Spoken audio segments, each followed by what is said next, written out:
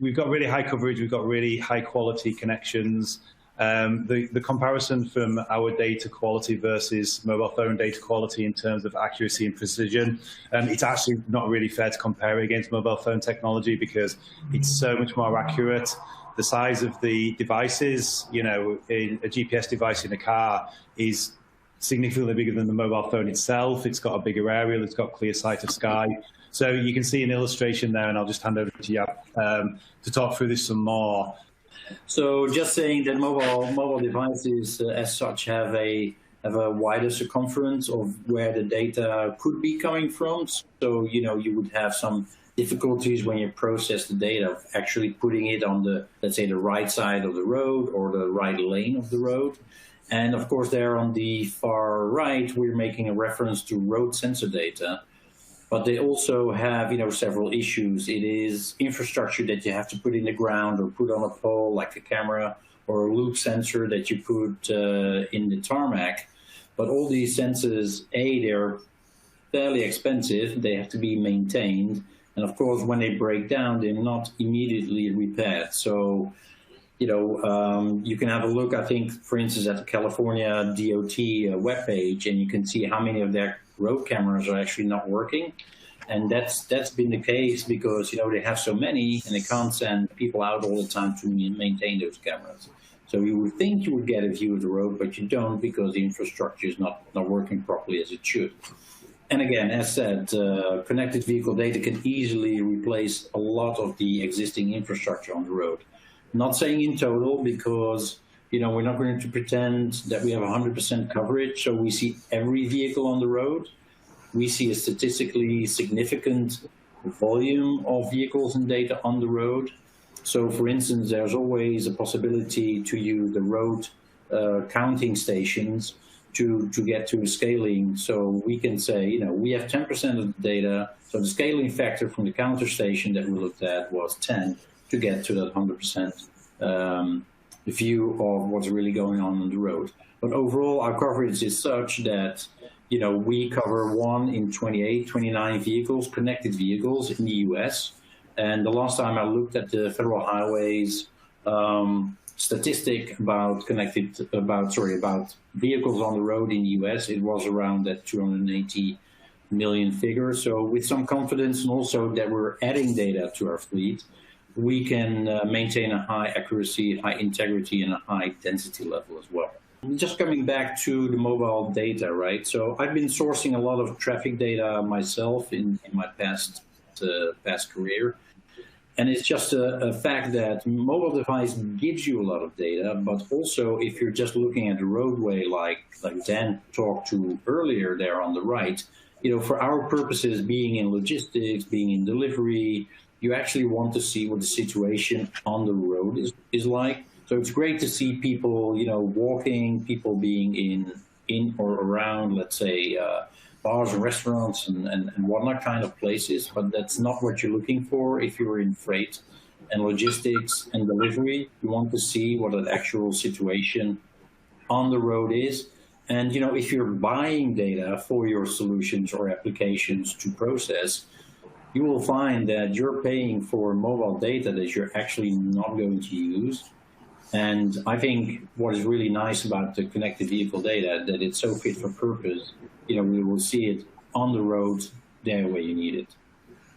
So we'll come to talk as well about the speed of visibility and how the data could help you, let's say, you know, in our day jobs. We already alluded a little bit to, you know, how fast we can get the data from the vehicle over to yourselves. And if we're looking here at 2 examples, one of vehicle speed. So in the bottom left-hand corner, you can see speeds prior to braking and speed thereafter. So we can measure the delta from any braking event. And also a bit further down the line where the dots are green. So you could say the green dots are meeting the average speed. But there was another event where braking takes place, and there must be a reason for that. So that is something that we could look into with some ancillary data that we can get from other sources. And here as well on the right of the picture, I hope it's right for everybody, we're looking at the braking events. So they're taking place, reduction in speed, braking takes place in similar places, and we've pinpointed it to, you know, a precision of 259.2 meters and 119.5 meters prior to, for instance, the roundabout junction here. That tells you something about that granularity, that ping that the data gives you. It's very, very nicely visible in the left-hand picture with the green dots on the road and shifting color as the speed goes down to a lesser speed. Anything you'd like to add to this, Dan, before I jump to the next? Yeah, I think it's really important to kind of emphasize the granularity that we do get from this data, because we've got such a high capture rate of 1 to 3 seconds, because we've got not just movement data, but sensors, so we can see braking events, we can see hazard lights, windscreen wipers, but also because of the accuracy of these devices. It means that, you know, an individual journey there gives you a very good representation. When you aggregate that up over the millions and billions of data points and journeys that we've got, it gives you a true digital representation of what's happening on the road in near real time. Exactly. So if we look at some of the other circumstances, and of course, you know, this is just an example, but like I said, from other sources, we could provide more detail, but we see that where events can take place, there is, for instance, road signage, you know, the proximity of the first detected braking point. There is a underneath passage of the road where we assume that people were automatically braking. And the second one is, you know, was this junction properly visible? So there could be other things in play, right? Like weather, road surface circumstances. And we are not standing still in that development, right? So we're constantly on the lookout with the data science team, with other teams that we have around Wejo in the data science department, looking for additional sources, like what was the roughness of the road? What was the geometry of the road? Is there anything else that we can get on information on a segment level that makes you know, a vehicle behave a certain way on this road segment or this stretch of road? And again, you know, this is data that you can get from tire sensors. It's information you can get from ambient temperature sensors, for instance, in adverse weather circumstances. It could be a local, you know, rain or hailstorm. So a lot of people using their wiper sensors at the same time. Perhaps for a short time, it could have been, you know, one of these flash rain events that otherwise go undetected by weather sensors in general. So there's a lot that we can glean from this kind of information. This data is fantastic for predicting road conditions, congestion, average speeds, travel times, and, you know, which routes are going to be you know, busy and when. But what you can also do, once you've predicted how it's likely to how the roads are likely to behave, you can very quickly identify if the roads are behaving how you're not predicting, so you can then make a decision based off that. You could reroute if suddenly a road segment is more congested than you predicted. It allows you to make that prediction and change your behavior based off real world events. So yeah, certainly it gives you the power to predict, but it also, you can very quickly understand when there is an event that is unpredicted. Yeah, amazing. Absolutely, and it's a good question, Dave, because there is, of course, also a big value in using historical data, right? So for those analysis purposes and being able to predict what's going to happen, you have to have sufficient data dating back, you know, months and years to accurately predict what's happening on the road in, you know, in the very near future. And because we have so much data, we're actually to sort of compress that kind of learning in just over 3 years to come up with data where it takes, you know, for other providers really like 5 or 10 years to accumulate the same amount of data. So that's another plus that we have from the vehicle data. I think what's really important for, you know, the business that our audience is in, so let's not forget we have an audience here today, and I hope, you know, we get a good amount of questions, because I would like to be as interactive as possible. But of course, operational efficiency is everything, right? So, of course, I've been browsing the Freightways website during the last few days and weeks to see what's really keeping the audience awake at night. And I think because of all the, well, I would almost say the benefits that we had over the last period, where we saw an enormous increase in commerce, in people wanting home deliveries, in wanting everything on time, maybe multiple times a day that you would receive supplies at home or deliveries at home. But also, how to get the goods in country at the first place. So, we've seen a shortage of goods coming out of, for instance, the China, where a lot of goods are produced, and getting them to port. Then I remember in the summer, we had a ship that didn't want to move from the Suez Canal that caused a backlog. So there's a lot of things at play in logistics and freight, that warrants that once the goods are there, that there has to be a speed of access to the data, and there has to be a level of automation, and of course a reduction in time when you have to act on the information itself. So one of the not so obvious use cases, but if you give it a little bit of thought, it's definitely a realistic one. The issue with maps on a cell phone or another medium is that it takes time to create a map. It then takes time to put that map on your phone or your device. And then again, it takes time to upgrade that map.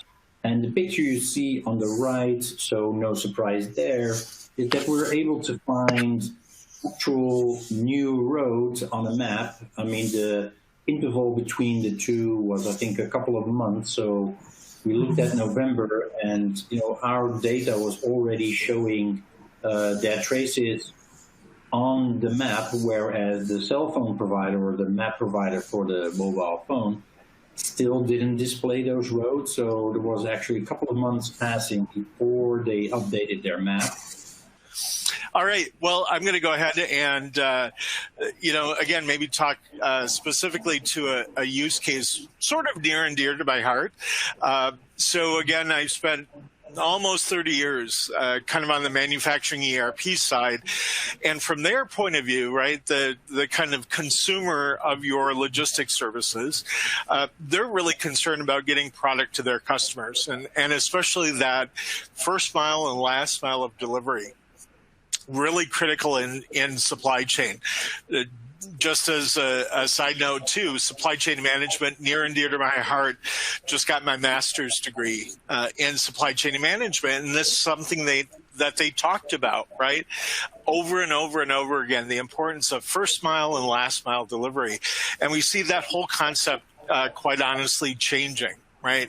And the real use case here is obviously, number one, consumers are demanding more and more, right, of logistics and transportation companies. I was just reading the other day, the expectation used to be, hey, we all got used to 24-hour delivery. It's getting to the point now where consumers want 2 hours. Delivery time frame. So the accuracy, the up-to-dateness, I don't know if that's a word, but the up-to-dateness of connected vehicle data is just really, really incredible. The other thing that I do want to point out as well, and this is a statistic that just blew my mind. So I was doing some research on this particular topic before the webinar. And it's interesting. I don't know if anyone wants to venture a guess, maybe enter it in the chat. But if I was to ask you, what is the average cost of the last mile of delivery, the average cost of the last mile of delivery for any good and service? If you took a guess, if you guessed about $10, you'd be spot on. $10.10. That's the average cost of the last mile of delivery for goods and services. Guess how much businesses are charging for that? Only $8. That's how much money they're getting in for something that actually costs them $10 to actually execute. So you don't need to be like Dan. You don't need to be a data scientist to know that's not a good value proposition if we're paying, or if it costs us $10, but we're only getting $8 back from it. Guess what, though, folks? Folks are only willing to pay $1.40 for that last mile of delivery. So kind of interesting, right?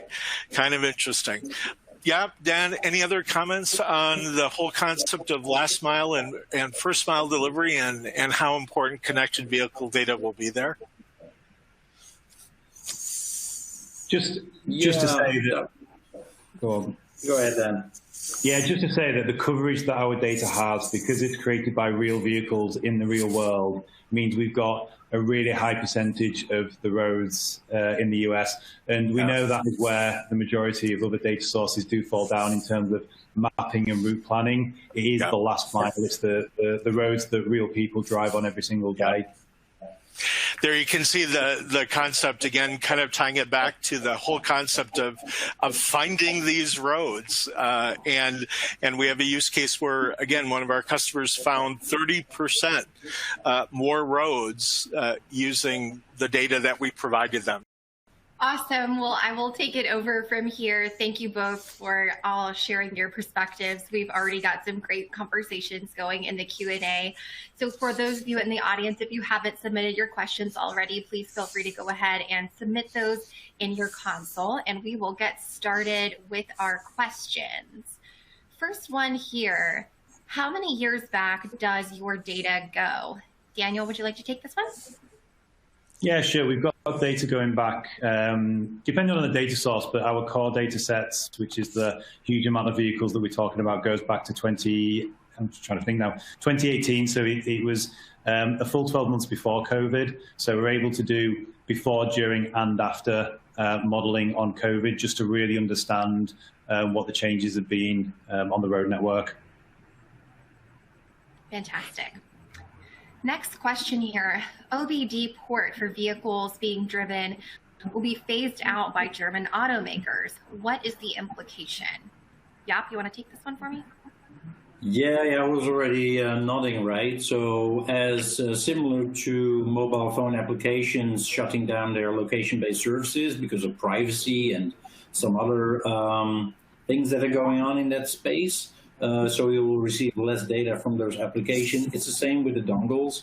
So what actually the OEMs, the car manufacturers, are trying to do is sort of protect their own property, their IP, and everything they've put into, for instance, the engine, the sensors, the canvas, is they want to prevent, any third-party, non-warranted maintenance and actually fiddling, right, with their senses, with their data.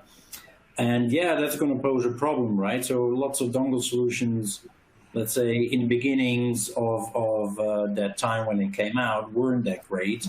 And now you can already see they're starting to be phased out because, yeah, it's, it's infringing on the intellectual property of the OEM and, preventing copycat behavior. It's preventing unwarranted maintenance.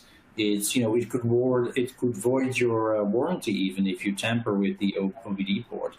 So yeah, they're going to go away, and this is where we're different. So we don't get the data from the OBD port. We get the data from directly from that vehicle. It's sending its sensor data over the air to the OEM. We receive it.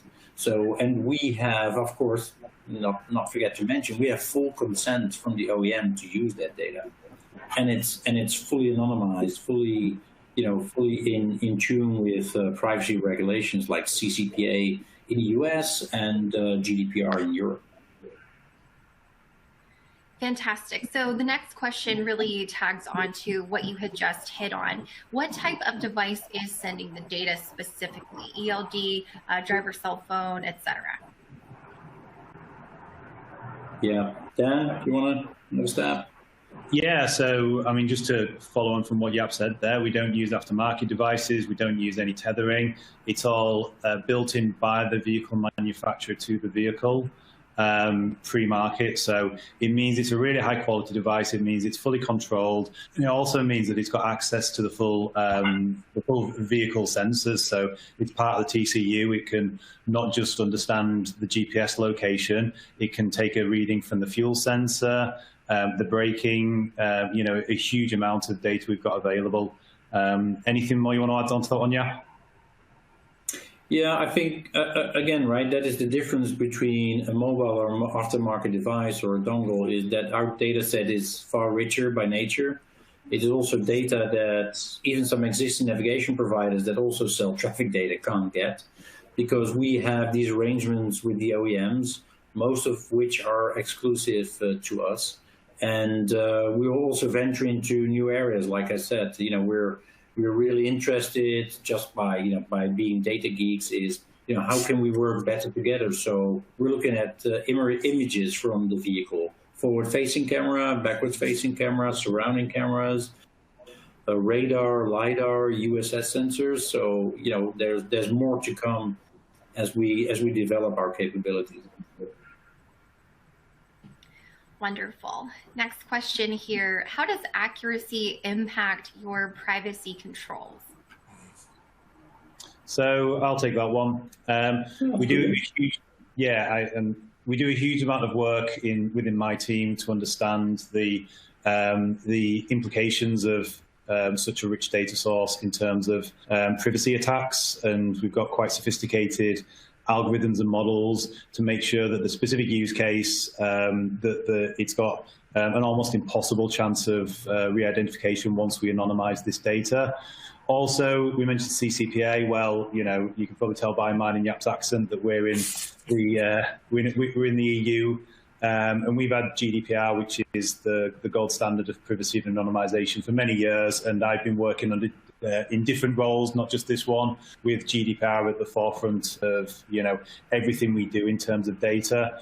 You can check our website for our credentials and our ISO ratings, but certainly we understand that the uber high accuracy that we have in terms of vehicle data, has got implications when it comes to privacy. So we've got a number of anonymization techniques, be it journey blurring, be it removal of low density data, removal of data created by unique vehicles. We don't have any information about the driver. We don't have any information that identifies the vehicle itself. And because of all of this, we're able to actually give a really high quality standard of anonymization. Sure. Can you share your thoughts around the limitation and advantages of improving vehicle control using connected vehicle data? Yeah, I'm going to read that as in terms of autonomous vehicles and that level of vehicle control. And we all know it's a progressing industry, it's a progressing field, and there's a lot of quite advanced experiments and real world tests out there using autonomous vehicles. Now, the advantage that connected vehicles give you in that sense is not only can they receive real-time updates of what's happening around them, but they can also transmit. And there's examples of a vehicle sensing some wet weather, being able to let vehicles behind it understand that, and also to understand what's going on the road network at any one time in near real time. Limitations, well, it's a difficult one because it's such an exciting field. It's difficult to think of specific limitations. At the moment, we do know that the vehicles are all speaking different data languages. So that's where a broker such as Wejo comes into play, where we're able to take connected vehicle data from multiple OEMs, which we do every day, every second, and combine those into a common data model so that they're actually then speaking the same language. And that is a limitation that we're not there yet, but it is something that we're working to overcome. Yeah, and I just want to add from my side is that we've looked at increasing, for instance, the capacity of the computing power on the vehicle. So in the public domain, there's information about a cooperation we had with Cosworth. So also making the vehicle itself more powerful in making autonomous decision based on data it's already received or is able to predict. So, having the road layout, we just said, the maps are really old school, and they are. I mean, maps need to be updated to be high definition and almost, being able to be updated as the vehicle goes. So we are actually quite excited about, the next couple of years where we'll have 5G and vehicle-to-vehicle communication or vehicle-to-roadside. If we can all agree on standards on how to implement those, I think it's just going to get more exciting, and we can add more value to that world. Fantastic. Next question here. Can we optimize CVD with other applications and systems that we use? Yep. Yeah. Did you take this one? Yeah, for sure, right? So it's not a single source as such. So our data can be easily integrated with lots of other sources. We recently completed integration with the Esri GIS platform. So if you're an Esri user, for instance, then you can combine our data with other data sets very easily. We combine our data for retail location performance use cases, but of course in simulation applications used for optimum logistics or optimizing logistics.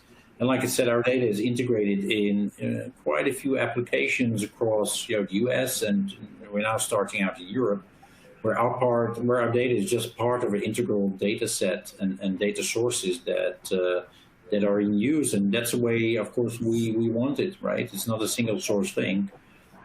Yeah, it's great that the data can be integrated. Yeah, we understand that.